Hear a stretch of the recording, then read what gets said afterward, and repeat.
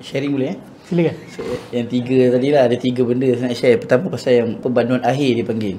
Ada ahli keluarga saya, bapa mentua saya lah kan. Bapa mentua saya ni jaga bekas dah pencen lah, jaga penjara lah.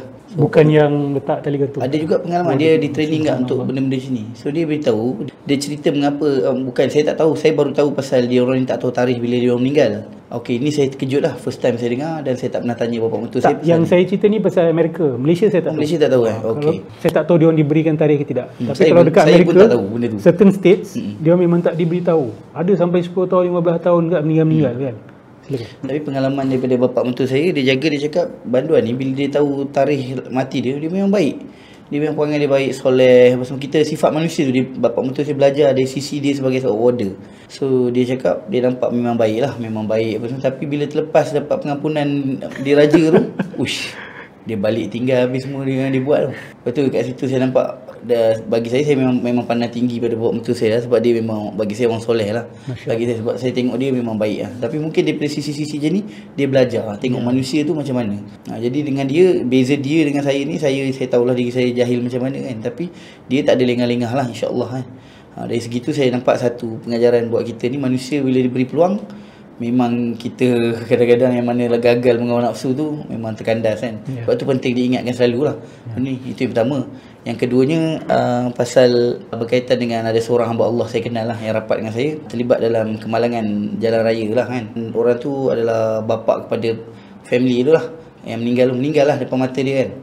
Jadi bila ustaz cerita pasal pengharapan, saya pun terfikir lah pasal orang tu ada keluarga. Macam sebagaimana insan yang rapat dengan saya ni, yang saya kenal ni, dia pun ada keluarga kan. Dia pun nak elak daripada benda yang terjadi apa semua, dan dia pun tidak suka buat orang apa semua kan. Tapi benda tu of course akan hantui dia sampai kematian. Mungkin selepas akhirat pun dia akan kena minta maaf apa benda-benda yang tak selesai lagi. Tapi Sorry, dia terlanggar tadi. dia terlanggar lah, sebab tak ada nampak orang tu langgar tu dah jadi kes bunuh lah kan. Tapi nak ceritakan keluarga orang yang meninggal tu pun ada impian.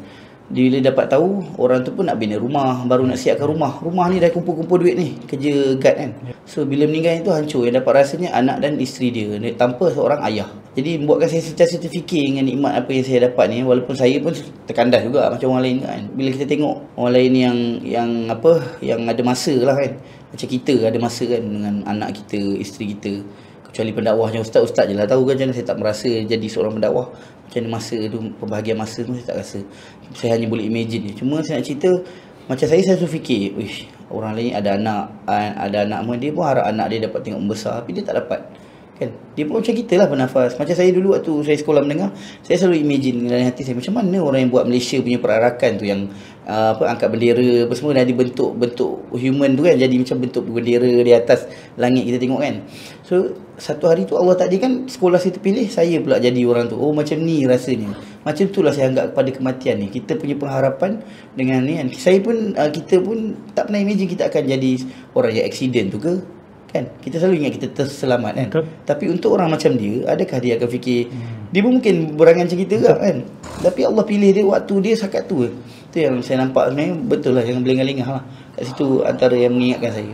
Yang ketiganya, ini baru berlaku pada saya semalam. Saya berniaga, selalu main dengan budak-budak dekat situ, area situ. Jadi saya selalu perasan ada seorang budak ni, dia speech delay tau kat kawasan tu. Dia nampak tak terurus, comot kan. Dia selalu naik macam walker. Budak-budak ni main tolak-tolakan. Saya selalu main dengan budak-budak sebab saya soft spot saya memang budak-budak lah. Jadi saya tengok budak-budak ni kata, ish, kenapa bapak dia ni tak jaga dia betul-betul kan. Dengan pampers penuh, kadang-kadang tak pakai seluar kan. Saya sendiri pun ada ujian anak-anak ni kan. Dengan anak-anak saya yang kenal tu, tahulah saya pun ada ujian anak-anak saya sendiri. Cuma masalah bila saya tengok budak lain ni tak terurus, saya rasa macam nak marah kan. Sebab bapak dia berniaga juga kat depan tu, ada berniaga kedai makan. Jadi saya tengok macam mengabai dengan budak ni. Jadi semalam Allah pukul saya dengan benda kisah hidup ni, buatkan saya tersedar, iaitu pukul budak, apa ni? Pukul literal ke apa? Apa dia? Macam mana?